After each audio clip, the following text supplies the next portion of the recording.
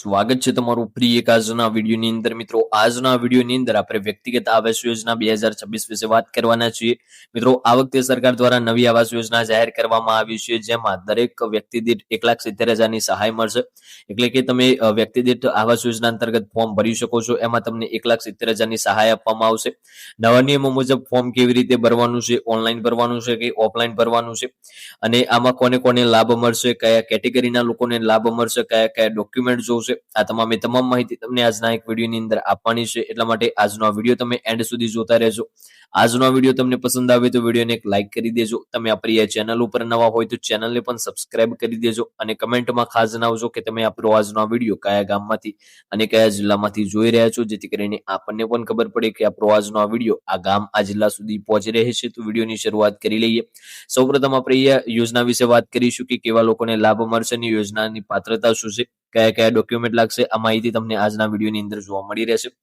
આજે આપણે વાત કરવા જઈ રહ્યા છે એક ખૂબ જ મહત્વપૂર્ણ અને લાખો લોકો માટે ફાયદાકારક યોજનાની સરકાર દ્વારા શરૂ કરવામાં આવેલી વ્યક્તિગત આવાસ યોજના 2026 હવે ફરી ચર્ચામાં આવી છે અને નવા નિયમો અનુસાર ફોર્મ ભરવાની પ્રક્રિયા પણ શરૂ થઈ ગઈ છે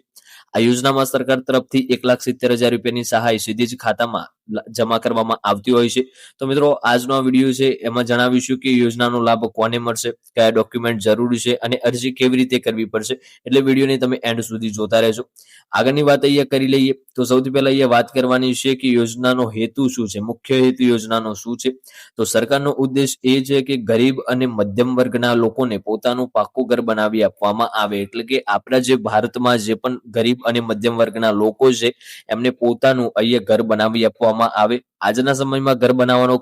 ખર્ચ ખૂબ જ વધી ગયો છે એવામાં સરકારે જે છે સીધી જ આર્થિક મદદ લોકોને પોતાનું ઘર બનાવવા માટે પ્રોત્સાહન આપી રહી છે એટલે કે અત્યારે જે તમે જોઈ રહ્યા છો કે પોતાનું ઘર બનાવવું હોય તો ખર્ચ કેટલો વધી ગયો છે અને આવામાં જ સરકારે જે છે આર્થિક રીતે મદદ કરવાની એક નવી યોજના જાહેર કરી છે હવે વાત કરીએ સૌથી મહત્વના મુદ્દાની તો આ વર્ષે યોજના હેઠળ લાભાર્થીને કુલ 1,70,000 સુધીની સહાય આપવામાં આવશે એટલે કે જે લાભાર્થીને છે અહીંયા ડાયરેક્ટ 1,70,000 સુધીની સહાય આપવામાં આવશે આ રકમ તબક્કાવાર સીધી બેંક ખાતામાં ટ્રાન્સફર કરવામાં આવશે એટલે કે જે રીતે પીએમ કિસાન યોજનાનો હપ્તો આવે છે એ જ રીતે આ પણ રકમ તમને અમુક તબક્કાવાર જે છે તમારા ખાતામાં જમા કરવામાં આવશે એટલે કોઈ પણ દલાલ કે ઓફિસના ચક્કર ખાવાની જરૂર નહીં પડે વાત કરીએ હવે આગળની તો હવે ઘણા લોકોનો સવાલ હશે કે આ યોજનાનો લાભ કોને મળશે એટલે કે અત્યારે ઘણા બધા લોકોને સવાલ થઈ રહ્યો હશે કે આ યોજનાનો લાભ કોને મળશે તો મિત્રો ગરીબ અને મધ્યમ વર્ગના પરિવારો જેમના નામે પાકું ઘર નથી ગ્રામ્ય અને શહેરી વિસ્તારના પાત્ર લોકો સરકારના નિયમ મુજબ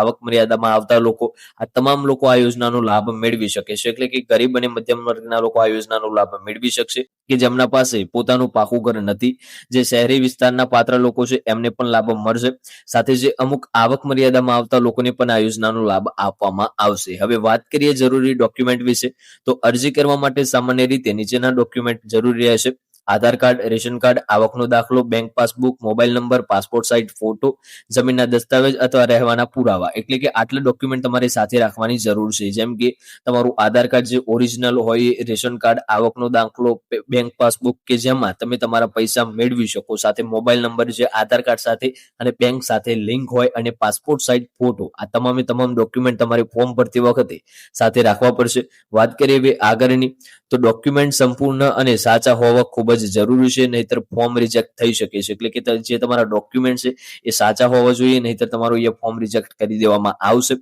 હવે વાત કરીએ ફોર્મ ભરવાની પ્રક્રિયા વિશે તો સરકારી નવા નિયમ મુજબ ઓનલાઈન અને ઓફલાઈન બંને રીતે ફોર્મ ભરવાની સુવિધા શરૂ કરી છે તમે નજીકના સીએસસી સેન્ટર પર જઈને પણ ફોર્મ ભરી શકો છો અથવા સરકારની સત્તાવાર વેબસાઇટ પરથી પણ ઓનલાઈન અરજી કરી શકો છો ફોર્મ ભરતી વખતે ખાસ ધ્યાન એ રાખવાનું છે કે આધાર કાર્ડ સાથે મોબાઈલ નંબર લિંક હોવો જોઈએ બેંક ખાતું એક્ટિવ હોવું જોઈએ તમામ માહિતી સાચી ભરવાની છે ખોટી માહિતી આપવાની નથી અરજી રદ થઈ શકે છે જે છે ઘણા લોકો આ યોજના લાભ લેવા માટે અરજી કરી રહ્યા છે એટલે શક્ય હોય તેટલું વહેલું ફોર્મ ભરી દેજો અને હવે વાત કરીએ એક મહત્વના બાબતની તો ઘણા લોકો